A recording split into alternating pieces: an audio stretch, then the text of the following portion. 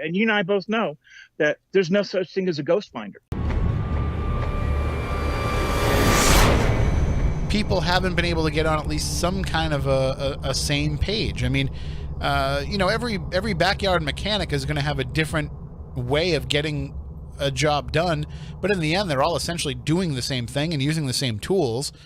So I don't understand why with the paranormal, people haven't kind of just naturally gravitated toward some form of investigation. Now, of course, you want to be able to deviate from that for experimentation's sake, because there is no constant in this activity, but at least having some semblance of a unilateral and uniform approach.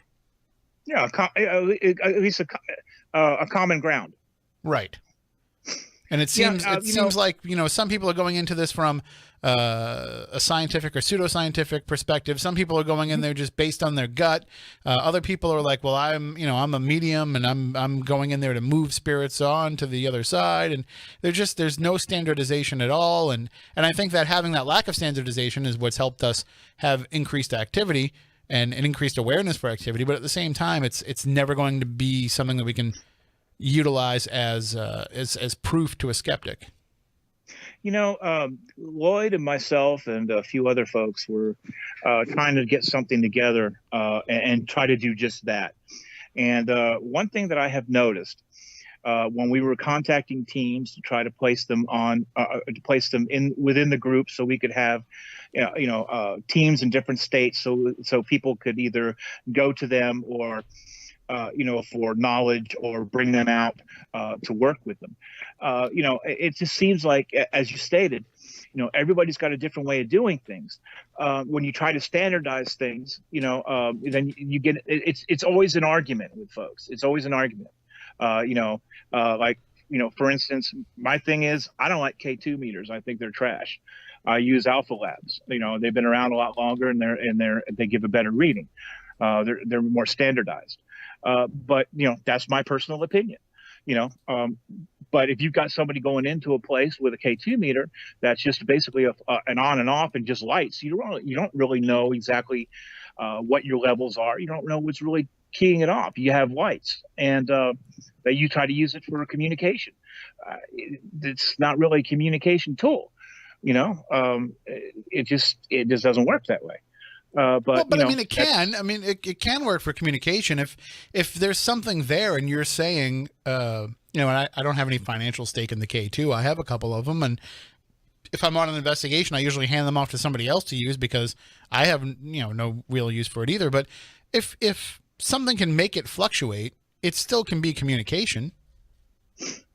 Yeah, but I mean, exactly how sensitive is that communication? Like I could put a tri-field natural down, and I mean, and this thing is so sensitive that it'll catch lightning strikes. Mm-hmm. Okay, so you have it set down, and I'll interview somebody and I'll ask him key words that might have something to do with what happened in the area, and if I get an answer from them, I see it go, I could tell you that, what level it went to. You can't tell that with a K2. Yeah. Right. You go right. What is it? Go all the way over to red and it's yes. And then yellow's no, or however you work it. But I mean, it's just not, to me, it's just not, it's not enough information. Right. Well, I mean, yeah, sure. For terms of data logging and for actually, keeping a hardcore, report of what's going on, yeah, a tri-field is naturally going to be better. But for, just anecdotally and in the course of an investigation, trying to find out if there's something there, again, I would never show somebody K2 hits and say, hey, this is proof that you have a ghost, but it's certainly an okay indicator that there could be activity going on. And that's the key that you just said. People use it for proof of ghosts. You know, right, what you're doing. Most folks that will go out there with that K2, they see it on TV and they figure, okay, that's what it is. It's a ghost finder. And you and I both know that there's no such thing as a ghost finder. Right. Well, except the Ghost Radar app. The Ghost Radar app is measuring foolproof. The environment around us with environmental tools. and for the event around you're getting the around the event. You're not in the event because we don't have anything that will measure that. My joke didn't land there because I was trying to talk over you there. I was saying that the ghost radar is foolproof. That works 100% of the time because it's every time I turn it on, there's ghosts. But I was being facetious. Yeah. Please don't anybody listening to this think that I was serious about that. I was totally kidding. Well, but I guess though, maybe we have a different perspective of, and again, you know, you're going into somebody's home and you're dealing with them and trying to help them understand what's going on. Usually when I'm leaving, I'm not picking on you or anything, and I'm not. I have nothing negative about it. I'm just, you know, we're talking, you know, what our thoughts are. Right. No, this is just talking shop. I love this.